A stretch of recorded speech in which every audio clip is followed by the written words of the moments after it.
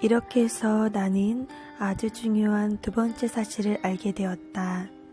어린 왕자가 온 별은 집 한 채보다 겨우 클까 말까한 정도라는 걸 말이다. 하지만 그건 별로 놀랄만한 일이 아니었다.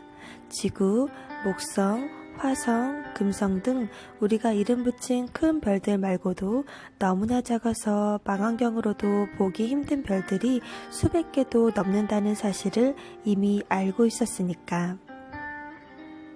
천문학자가 그 별들 중 하나를 발견하면 그는 이름을 붙여주는 대신에 숫자만 붙여준다. 예를 들면 소행성 325처럼 말이다. 나는 어린 왕자가 소행성 B612에서 왔다고 생각한다. 내가 이렇게 생각하는 데는 그럴 만한 이유가 있다. 이 소행성은 1909년에 터키의 천문학자가 망원경으로 단 한 번 관측했을 뿐이다. 그 천문학자는 국제천문학회에서 자기가 발견한 행성에 대해 대단한 발표를 했다. 하지만 그 사람의 터키식 옷차림 때문에 아무도 그의 말을 믿어주지 않았다. 어른들은 항상 그런 식이다. 그러나 소행성 B612의 명성을 위해서는 다행스럽게도 터키의 한 독재자가 그의 백성들에게 유럽식으로 옷을 입으라고 명령했다. 만약 그걸 지키지 않는다면 사형을 시키겠다고 하면서 말이다. 그래서 1920년에 그 천문학자는 아주 우아하고 인상적인 옷을 입고 다시 발표를 하게 되었다. 그러자 이번에는 모든 사람이 그의 의견을 받아들였다. 내가 소행성 B612에 대해서 이처럼 자세하게 이야기하고 그것의 번호까지 말하는 것은 모두 어른들 때문이다. 어른들은 숫자를 좋아한다. 새로운 친구를 사귀었다고 어른들에게 말하면 그들은 정말 중요한 내용은 묻지 않는다. 그들은 결코 이렇게 물어보지 않는다. 그 애의 목소리는 어떠니? 그 애가 가장 좋아하는 놀이는 뭐니? 그 애도 나비를 채집하니? 대신에 그들은 그 애는 몇 살이니? 형제들은 몇 명이지? 몸무게는 얼마야? 그의 아버지는 돈을 얼마나 버니? 그들은 오직 이런 숫자들만 가지고 그 애에 대해서 모두 알게 되었다고 생각한다. 만약 어른에게 이렇게 말한다면 나는 장밋빛 벽돌로 만든 아주 아름다운 집을 보았어요. 창가에 제라늄이 있고 지붕 위에는 비둘기가 있었어요. 어른들은 그 집을 상상해내지 못할 거다. 그들에게 이렇게 말해야만 했다. 나는 10만 프랑짜리 집을 보았어요. 그러면 그들은 탄성을 지를 것이다. 세상에 얼마나 아름다운 집일까? 어른들에게 이렇게 말할 수도 있다. 어린 왕자가 있다는 증거를 말씀드릴게요. 그 애는 멋있어요.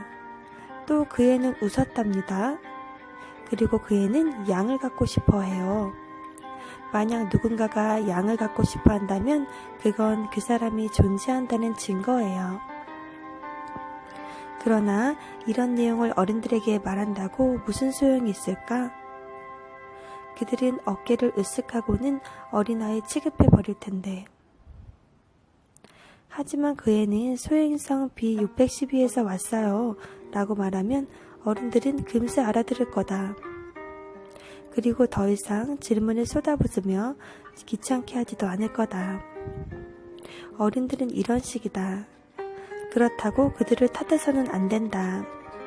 어린이들은 어른들을 아주 관대하게 대해야 한다. 인생을 이해하는 우리는 숫자 같은 것에 별다른 관심이 없다. 나는 이 이야기를 동화 같은 방식으로 시작하고 싶었다. 이렇게 말이다. 옛날 옛적에 자기보다 겨우 조금 큰 별에 사는 왕자가 있었습니다. 그는 양 한 마리를 갖고 싶어 했습니다. 인생을 이해하는 사람들에게는 내가 하는 이야기가 훨씬 더 진실하게 느껴질 것이다. 나는 어느 누구도 내 책을 가볍게 읽어버리는 것은 정말 싫다. 이제 그 추억을 써내려 가려고 하니 너무나 큰 슬픔이 나를 짓누른다. 내 친구가 그의 양을 데리고 내 곁을 떠나간 지도 벌써 6년이 흘렀다. 내가 여기에 그의 모습을 묘사하려고 애쓰는 것은 그를 잊지 않기 위해서다. 친구를 잊는다는 건 슬픈 일이니까. 모든 사람이 다 친구를 갖는 건 아니니까. 만약 내가 그를 잊어버린다면 그때는 나도 숫자밖에는 관심이 없는 어른처럼 되어버릴지 모른다. 바로 그 때문에 나는 다시 그림 물감과 연필 몇 자루를 사왔다. 6살 때 속이 보이는 보아뱀과 속이 보이지 않는 보아뱀의 그림을 그렸던 것을 빼고는 어떤 그림도 그리지 않았던 내가 이 나이에 다시 그림을 시작한다는 건 매우 어려운 일이다. 물론 나는 최선을 다해서 그의 모습과 똑같은 초상화를 그리려고 노력할 거다. 그런데 그게 가능할지는 잘 모르겠다. 어떤 그림은 대충 봐줄만한 것이겠지만 어떤 그림은 전혀 닮은 구석이 없을 수도 있다. 어린 왕자의 키를 그리는데 실수할지도 모른다. 어떤 그림에서는 크게, 다른 그림에서는 작게 그리는 식으로 말이다.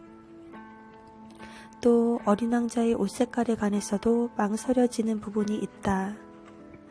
그래서 내가 할 수 있는 한 최선을 다해 좋게도 나쁘게도 더듬더듬 그려보았다. 그저 이쯤에서 만족할 수 있었으면 좋겠다. 더욱 중요한 부분에서 내가 잘못을 저지를지도 모른다. 하지만 그건 내 잘못이 아니다. 내 친구는 내게 아무런 설명도 해주지 않았으니까. 어쩌면 그는 내가 자기와 비슷할 거라고 생각했을 수도 있다. 그러나 불행히도 나는 상자의 벽면을 통과해서 그 안에 양을 볼 줄 아는 방법을 모른다. 아마 나도 어느 정도는 어른들을 닮아버린 것 같다. 어쩌면 늙어버린 건지도 모르지.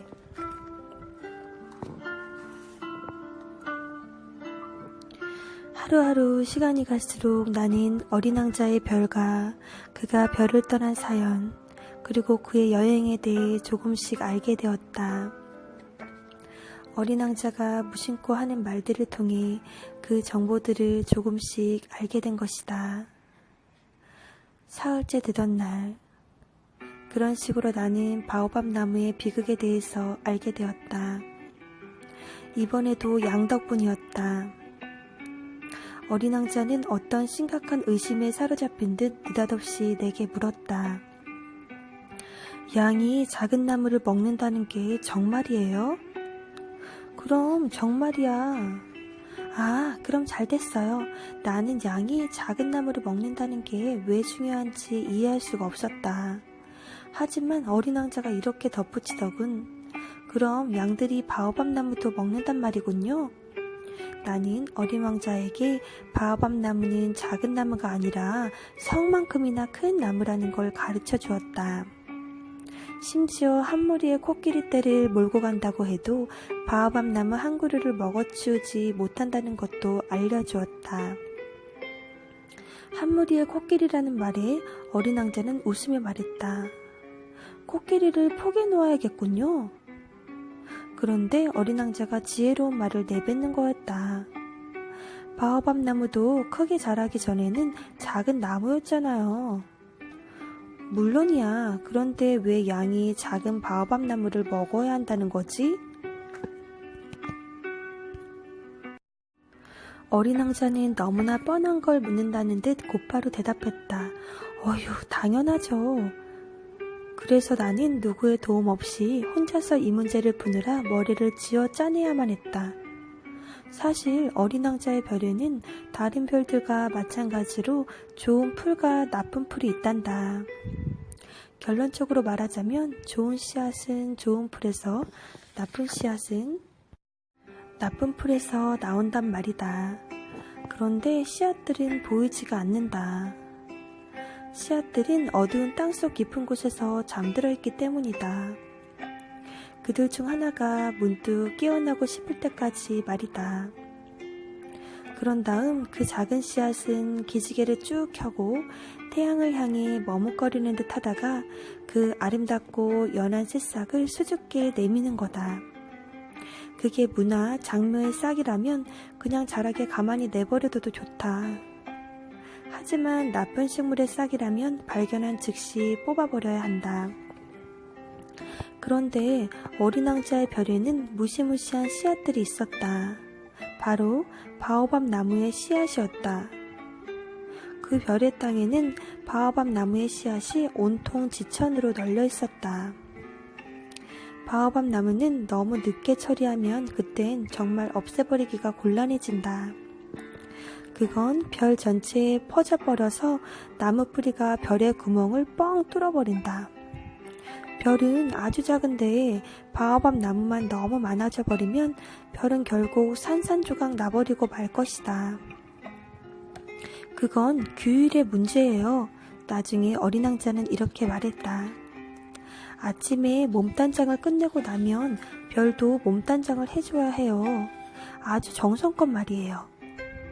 주의를 기울이고 있다가 정기적으로 바오밥 나무를 뽑아버려야 하죠. 아주 어린 바오밥 나무는 장미 덤불과 굉장히 닮았어요. 그래도 장미와 바오밥 나무를 구분할 수 있는 순간이 되면 바오밥 나무를 뽑아버려야 해요. 물론 그건 아주 귀찮은 일이에요. 하지만 쉬운 일이기도 하지요. 어느 날 어린 왕자가 나에게 지구에 사는 어린이들이 이해할 수 있도록 바오밥 나무 그림 한 장을 그려달라고 부탁했다. 언젠가 아이들이 여행을 하게 되면 이 그림이 큰 도움이 될 거예요.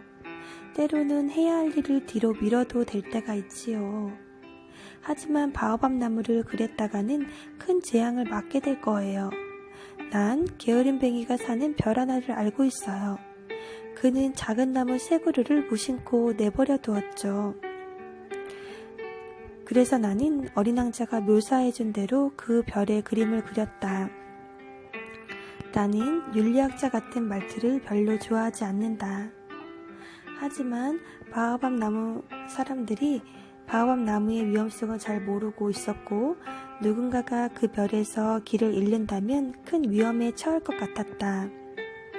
때문에 나는 조심스러운 태도를 버리고 솔직히 말하기로 했다. 얘들아, 바오밥 나무를 조심해라. 내가 이 그림을 공들여 그린 것은 내 친구들처럼 나처럼 오랫동안 이런 위험에 둘러싸여 있었다는 걸 모르고 있었기 때문이다. 내가 전해주려 한 교훈은 내가 수고할 만한 가치가 있는 것이다. 어쩌면 내게 이렇게 묻겠지. 이 책에는 왜 바오밥 나무의 그림처럼 웅장하고 강렬한 그림이 없는 거죠? 그에 대한 대답은 간단하다. 다른 그림들도 그렇게 그리려고 했었지만 성공하지 못했던 것이다.